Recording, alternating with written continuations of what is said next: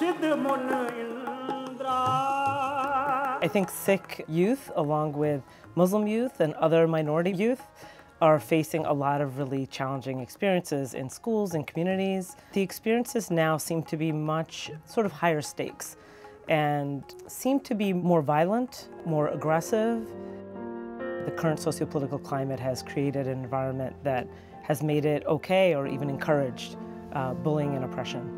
Internally, there's a lot that's happening in terms of the impact on identity, on sense of belonging, of self-esteem, that we really have to have conversations about protecting who they are and ensuring that the questions that they have around identity can be asked out in the open without fear of judgment or shame. I want to raise my kids in a world where they wouldn't have to face experiences like I did, but we can be as idealistic as we want. But if that's not the case, I want them to know how to deal with it. If we're not willing to tell our story, someone else is going to tell it. And they don't know the full story because they're not walking, in our shoes, right? And so I want to tell my own story so that people who are listening, they'll get it right. CBS presents Religion and Identity in Young America. Jews will not replace us! In 2017, religious-based hate crimes increased by nearly 23%, according to a recent report by the FBI. Among those most frequently targeted are members of the Muslim, Sikh, and Jewish communities. My understanding is that anti-Semitism, similar to racism and Islamophobia, is part of a system of white supremacy. And the only way that we're going to get out of it is if we go and look at the big picture and work together to fight something that's much bigger than us. Anti-Semitic hate crimes are on the rise nationwide. The murder of 11 people by a white supremacist at the Tree of Life Synagogue in Pittsburgh in October of 2018 changed the way many Jewish people feel about living in America. I grew up feeling very safe and secure, and that has changed. So it is a new reality, I think, for many of us who grew up in an America that felt very welcoming and accepting of our community, and very, in some ways, not just accepting, but praising and admiring of our community. So it is definitely a time of kind of cognitive dissonance in experiencing just a shift in how we see ourselves and how we understand our role in this country. In New York City, anti-Semitic hate crimes were up 22%. In the wake of the tragedy, synagogues like the Society for the Advancement of Judaism felt the need to increase security. So the congregation, after thinking and evaluating and what were possibilities, decided that it was worth an investment to put a security officer, safety officer outside of our building on Saturday mornings to just, if nothing else, to make a statement that we are thinking about this, and that someone, if they're thinking about hurting us, should think twice. What's different about this letter from the letter T, the English letter T? During challenging times like these, making all the members of the congregation feel safe is key, especially the younger members. Knowing that they can come here, especially when we gather as a community on Saturdays, and just finding that sense of safety and acceptance and understanding, that to me feels like the most important piece of what we can be doing for them and building their own sense of Jewish identity and pride so that they can figure that out as they move forward. When you think Nazi, or when you think swastikas, you think of that as something that happened in the past, something that's terrible that happened in the past, but I still see them everywhere. Rose Cohen is 15 and a sophomore at a public school in Manhattan.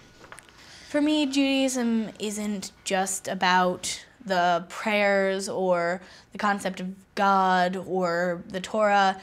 It's about the people. The candles are burning low. She has attended this synagogue since birth. Well, I can still remember the Aleph Bet song word for word, and which helped me learn the Hebrew alphabet. I can still remember many of the activities we used to do, how they sometimes would take us into Central Park and teach us about nature and about how we can be connected to it. It was beautiful, really. Sadie, you want to join in? Here, you can have my points because you're a little behind. On Saturdays, Cohen volunteers with the religious school's K-1 class. She heard about the deadly attack in Pittsburgh while she was assisting the class. A few of the parents came up and began getting their kids.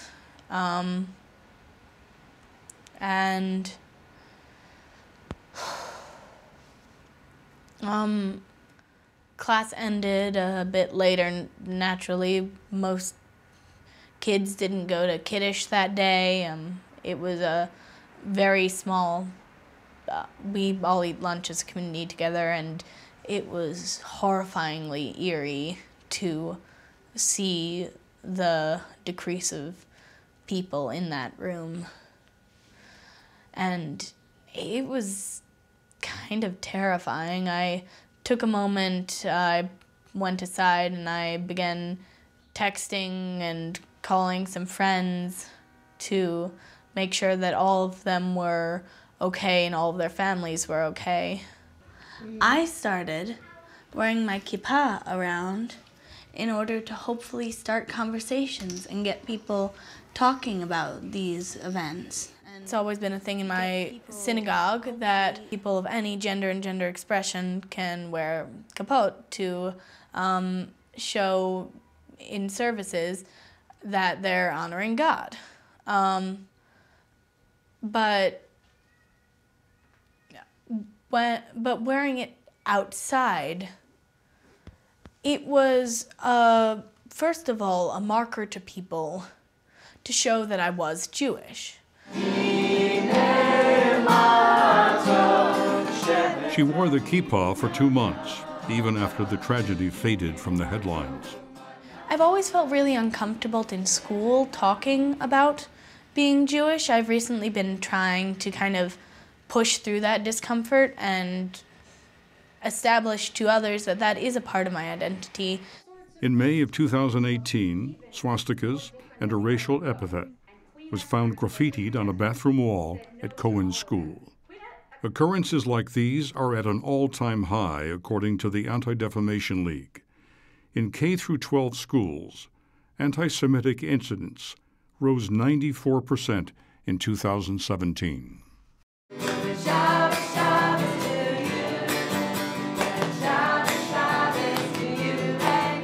I'm just asking to be able to enjoy my community, to be able to enjoy our safety. There's always going to be something wrong going on. This is a place we can come together and feel better about it. We shouldn't have to worry that the place where we can finally feel safe is going to be attacked. Coming up. If you really get to know people and talk to people, I think that we are very much so more the same than we are different. Yeah, so I find my hope in people.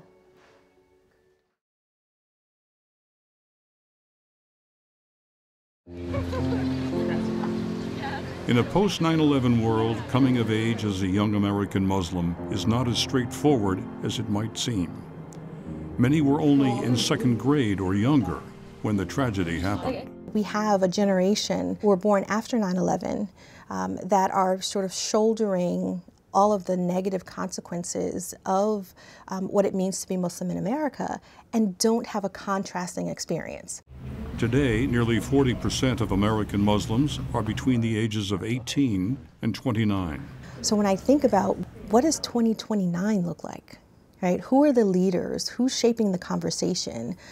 Who's contributing in all different areas from film to science? It will be this generation that's growing up now, this post-9/11 generation. And so the question I always ask is, are we providing all of the resources for that generation to feel deeply rooted, to feel confident in who they are, to feel supported, and to feel heard? Among those most overlooked in conversations about Muslim identity in America are members of the Black community. Black Muslim presence really disrupts that narrative that Islam is new, it's foreign, it doesn't belong here. And so, you know, I often kind of chuckle to myself when someone says, like, go back to your country. I'm like, well, we're going to have a conversation about enslavement, about Native genocide, about, you know, just stolen identities. 20% of American Muslims are black. It's an incredibly diverse population of people.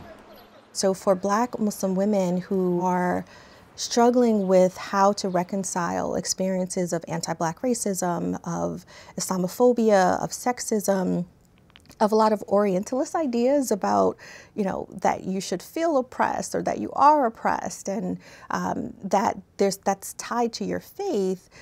Again, for many Black Muslim women, there's the acknowledgement of that burden, but also, I would say, that patient perseverance. You want to use some of that yellow? Nora Bowman is 17. She lives in Philadelphia with her 2 brothers and 3 younger sisters. Her mother is originally from Eritrea. Her father is African American. At my school, people always think that I'm an Arab, and I never take offense to it. I know I'm mixed, so I'm not fully Black, so I get that. And I think people here in America especially, they don't understand the legacy and the foundation that was built by African Americans here in this country. They don't understand that, the first Muslims to arrive here were African slaves. They don't understand that even groups like Nation of Islam, though, I'm not a part of the Nation of Islam, but they did lay some foundations that, helped make it easier for the other Muslims that came in the future. When she was younger, Bowman attended a private Islamic school and then was homeschooled for a few years. Today, she is a junior at a secular, all-girls private school. I think what we're missing in the conversation about identity is the unique and diverse experiences within that, whether it's racial, religious, socioeconomic, whatever it may be.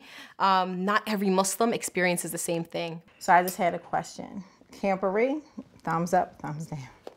Bowman is a proud member of an all-Muslim Girl Scout troop. They meet every other Sunday. Her mom is the troop leader. I think ultimately our goal is to expose you guys and build you up as girls with courage, confidence, and character. Especially, as Muslims and young Muslim leaders, you have a whole world ahead of you. So you guys are a future to set the example. The outliers. All the girls attend different schools in the area, and they are often the only Muslim students in the class. I'm always the only Muslim, the only Black kid, or the only. Yeah, it's hard sometimes, but it's nice because everywhere I go, people kind of are accepting towards it. So I appreciate that. Going to college, it's going to be a different environment. It's going to be a lot of people who don't look like me, people from all over. So I think since I'm going to be in Philadelphia, I think it'll be fine because Philadelphia is so diverse and so accepting of different cultures and different religions. So I think I'll feel fine and comfortable here. But I think that if I went somewhere else, I would feel ostracized. Yeah, I think faith does help me remain strong, when I'm facing the world and, I'm speaking on behalf of my religion. I think that's the main part, right? I'm not wearing this hijab for fun, right? It's rooted in a belief and a faith and a love of God and, your religious morals. I don't know where Nala is. Not all Muslim women or girls wear the hijab. For many, it is a personal decision. Bowman was 11 when she decided to cover. I don't think that it's a burden, but it's I wouldn't be on my best behavior because I have, over 1 billion people to represent. To me, that's great. I love that, and I love going around and people knowing I'm Muslim, people giving me salams and, recognizing that. I'm supposed to go do a Bowman has never been bullied, but she missed a school trip to France when she was asked if she'd be willing to remove her hijab while there.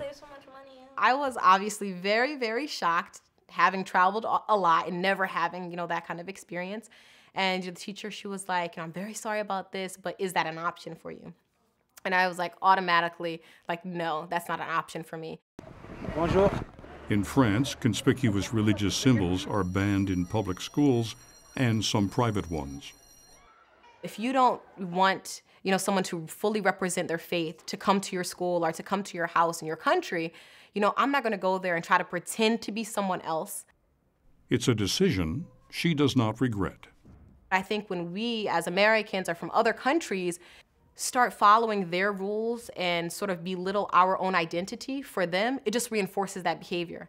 And I think that by not going, you're sort of, it feels more comfortable for me not to go. And I think that I'm not missing out. I'm not missing out on that experience. Maybe I'll go to France another time in the future. But I think that we can't let other people pull down our identity. In March 2019, a white nationalist murdered 50 people at 2 mosques in New Zealand, marking a global spike in nativism and religious hate crimes. Bowman has paid closer attention to world news and U.S. politics since the 2016 election. As a member of this young generation, we are very much so aware of politics. We are aware of what's going on in the world. And I think lots of that is because of social media and technology. It gives us access to watch documentaries and see what's going on.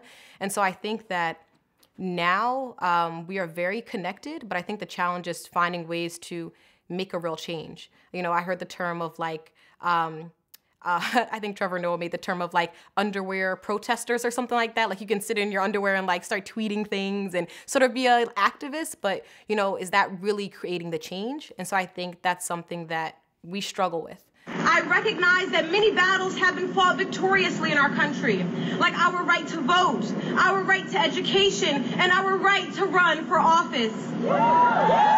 In the fall of 2018, Bowman was one of the youngest presenters at the Philadelphia Women's March. And today, ladies and gentlemen, I recognize that we all will rise. I was the only noticeable Muslim voice there, and I felt like, if I were to say no, that's, a whole group of people, especially in Philadelphia with a large Muslim population, that's not represented because I was too afraid.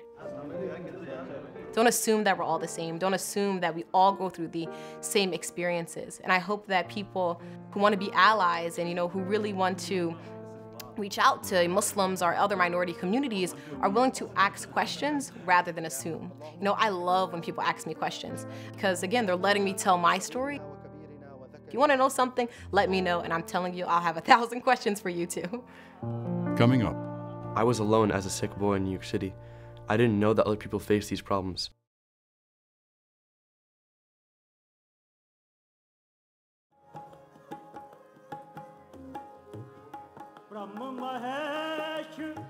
Sikhism is a path of love. It's a path of a relationship with the divine. They say that when you give love, you get love. Sandeep Singh is principal at the Sikh Academy for Gurmat Education at the Guru Nanak Mission in Oakland, New Jersey. The spiritual aspect is the one that I really want these kids to imbibe. It's difficult for them to do so directly, so you kind of have to get to it kind of in an indirect fashion. A Sikh house of worship is known as a Gurdwara. Here, during Sunday school, children practice what it means to live out their faith. When you guys ever feel as though you're being pushed around, you're being bullied, someone hits you, someone punches you, the answer is not to do to them what they just did to you, right? We're better than that. A lot of the stuff that we do is really more about trying to inspire them to want to become Sikhs. Many people are born into the faith, they're born into the faith, their parents were Sikhs, their grandparents were Sikhs, and this is just who they were, and it becomes a cultural kind of just an assimilation. There's no conscious decision to say, I want to be Sikh. While a majority of the Sikh population lives in the Punjab region of India, an estimated 500,000 live in America. Many were born here.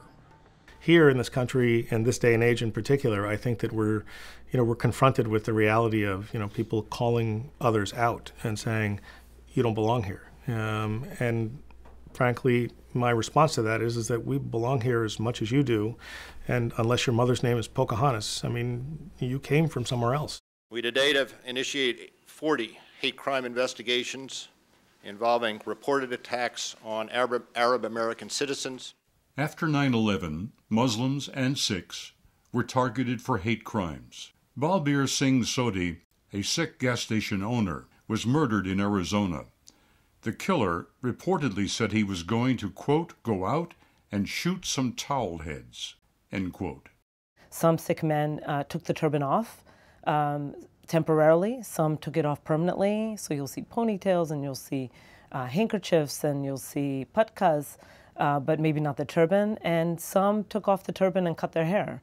Unfortunately, what we know is, that doesn't really solve the problem. You now have an internal battle for some. You no longer look like you used to look.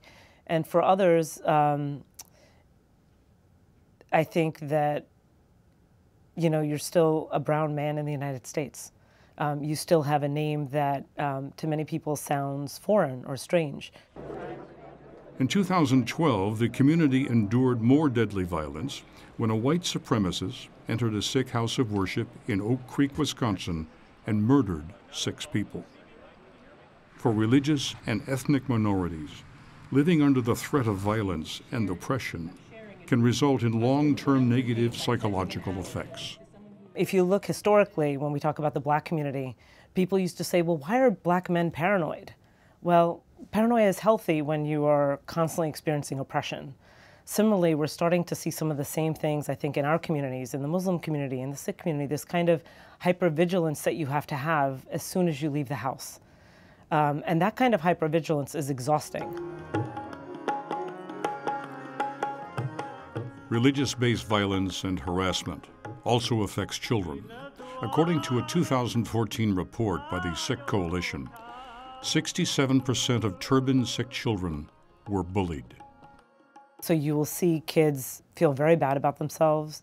You will see kids, think about suicide.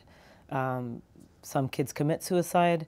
But even on a rather severe but more regular level, you'll see things like depression and anxiety and other mental health problems in kids that are pretty young.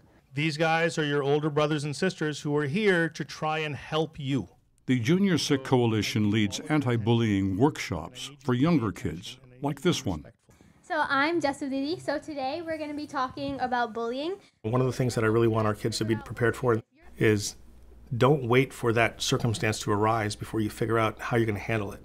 Expect the circumstance to arise at some point and have a plan in mind. So one of the things that we did was, we brought up kids and we said, hey, you look funny. What's that on your head? How are you going to respond? In the morning when I get up and I get ready and I tie my turban, I feel proud that I have this identity. Akashdeep Singh is 16 and a junior at a public high school in New Jersey. When I walk out the door and I have my book bag, I have whatever I'm doing, I acknowledge who I am and I feel proud of who I am and I don't feel like someone can take that away from me. From kindergarten to 5th grade, Singh was bullied at a private school he attended in New York City. I might be called a terrorist or I might be called Osama. 2 incidents that actually really affected me was one when I was, I think, about 8 or 9 years old. And just a simple innocent act, I just wanted to tie my shoe, right? So I bent down and I tie my shoe and some kid walks by and they grab my knot, my top knot, and they shook it. The experience made him fearful and paranoid. That's something that shattered me to the extent that if I had to tie my shoes, bend my head to get a drink of water, I would just be scared, what's going to happen next? He was also harassed by one of his teachers. In the computer lab, where I actually would spend a lot of time with my friends during lunch breaks, this one particular teacher would come by and she'd squeeze the bun on my head a lot. And I told her many times not to, but she wouldn't stop what she was doing. And I felt helpless because if a teacher's doing this, what can I really expect from the students? His mother went to the school administrators. Each time they would tell me when an incident happened, we've spoken to the other child, and that's it, But we weren't told if there was any action taken because why was the bullying ongoing, for so long? The relentless bullying made him despondent. At one point, Singh told his mother he wanted to cut his hair. In the Sikh tradition, uncut hair or gesh represents one's devotion to the faith and their guru. To cut it means to violate that relationship. It's a sign of being a Sikh, and it's a sign of my own self-sovereignty and my allegiance to Sikhs around the world as well.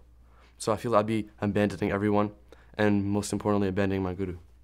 His mother reached out to the Sikh Coalition, a civil rights organization in New York City. One of the things that they recommended was that he attend a summer camp in New Jersey.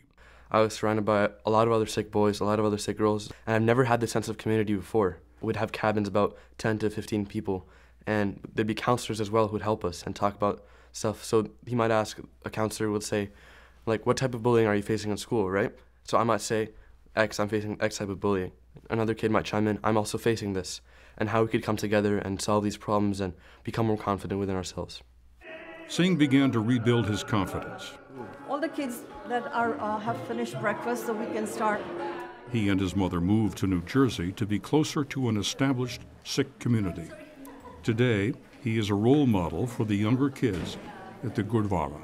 I do feel that it has made me mature quicker, and I do feel that it has made me more resilient, because even kids my age sometimes in other parts of the country might face discrimination, but I feel lucky that this happened to me. Might seem strange that I feel lucky, but I feel that having faced this before, I can easily go through any similar experiences later in life. You know, the struggle is oftentimes internal. And, you know, like with me, there wasn't a lot of outward discussion about my struggle, about how I got to the place that I felt comfortable in. You're going to be proud, like you are, of being the Guru's Sikhs.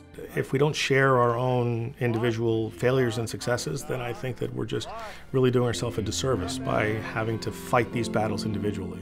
Much better. Thank you.